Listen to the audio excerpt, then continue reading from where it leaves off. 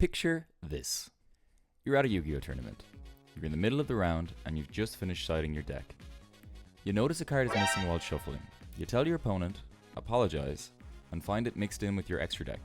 You put the card back into your main deck, reshuffle, no harm done. Your opponent, however, sees this as an opportunity to scum you and calls a judge. You're confused about what happened at first, but then the guy sitting across from you tells the judge that you handed him your deck to shuffle and then noticed a card was missing after. Presenting an illegal deck to your opponent to shuffle would constitute a game loss, which is the reason the bozo is trying to do this. Immediately, you are in the worst kind of judge call, your word against his. Now you and your opponent are in a race against time to make the most convincing argument. You, however, have the advantage. You're telling the truth. This is a judge call that actually happened to me during one of the last rounds of day 2 at a YCS. And today we're going to cover how I managed to get through this and effective strategies for dealing with this sort of thing in general. For those of you who are unsure, a judge call is an event during a game of Yu-Gi-Oh! In which, due to a dispute, a mediator must be called to resolve the situation that players themselves are either unwilling or unable to resolve.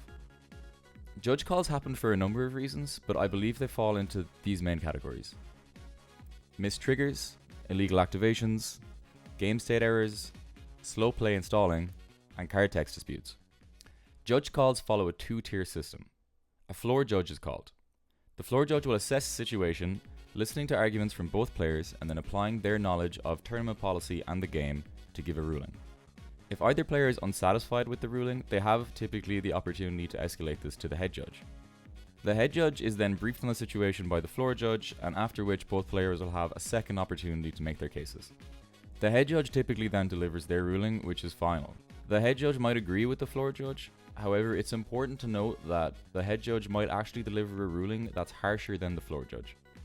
Judge calls are often time consuming, and typically after the call is finished, both players will receive a time extension, following which play resumes.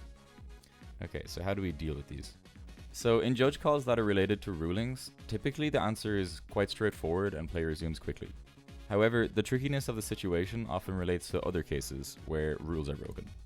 Oftentimes after the judge call begins, the conversation immediately devolves into a case of he said, she said, due to a lack of record keeping that happens during the match, with bickering between players being commonplace. The majority of time, most players you meet while playing the game are just nice people and everybody is trying to reach a fair solution. Sometimes, however, you will inevitably play against someone who is trying to gain an advantage unfairly. This can be an immediate problem because now both players are trying their best to convince a judge on their version of events, and keeping in mind that the judge typically has no idea what has actually gone on in the match. So let's talk about how to behave during these judge calls.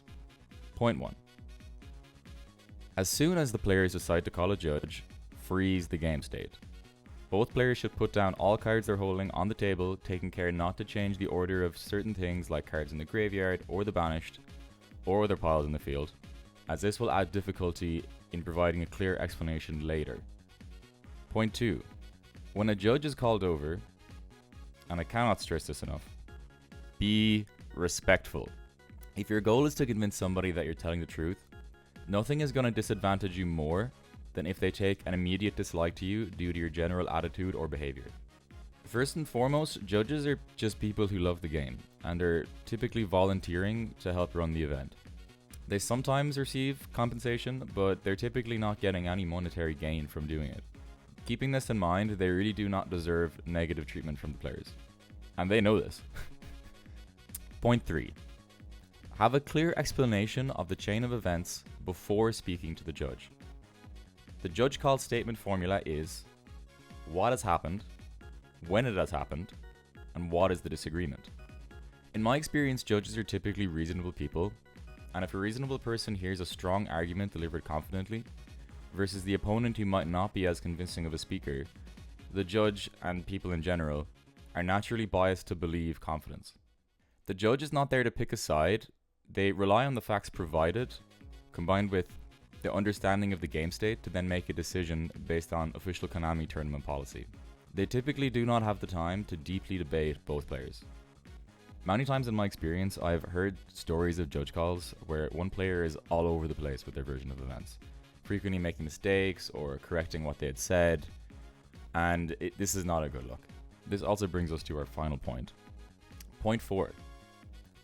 Avoid mistakes that can lose you calls. There are many things you can say that are common routes for self-sabotage during a judge call.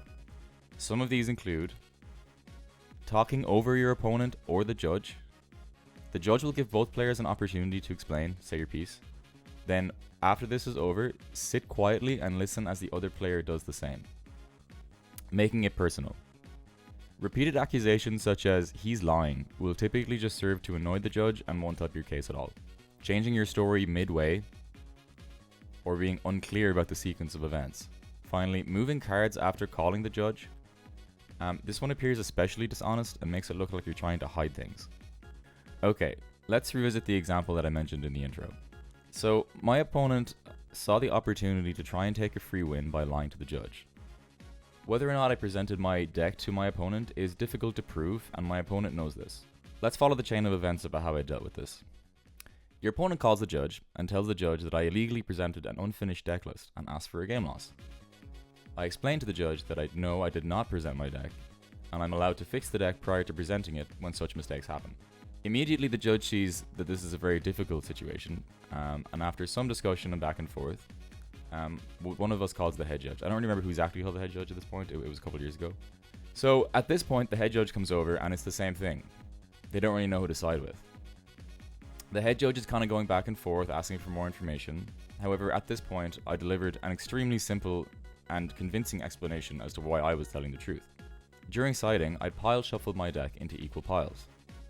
The reason I'd noticed a card was missing is due to one of the piles having one less card than usual. If you're a serial pile shuffler, this is something that you would definitely resonate with.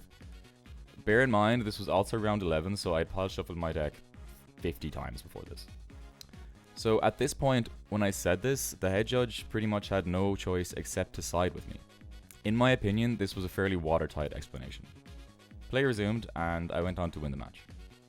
I think this is a good example of what I outlined earlier, where a clear explanation that uses logic as evidence can really demystify these situations for the judge.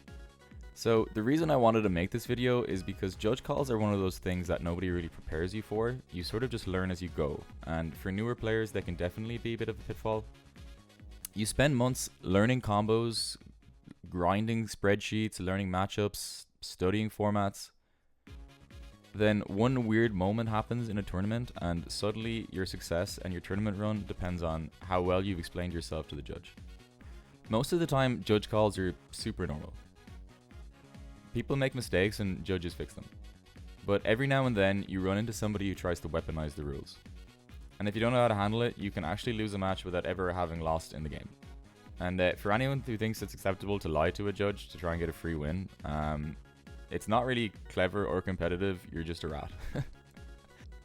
People remember that kind of behavior, and reputation is important, and it can catch up with you eventually. So the key takeaways are: remember to freeze the board, be respectful, keep the timeline clear, and don't self-sabotage. The goal is to make sure the truth comes through. So in summary, don't be shit to volunteers who judge events. Thank you.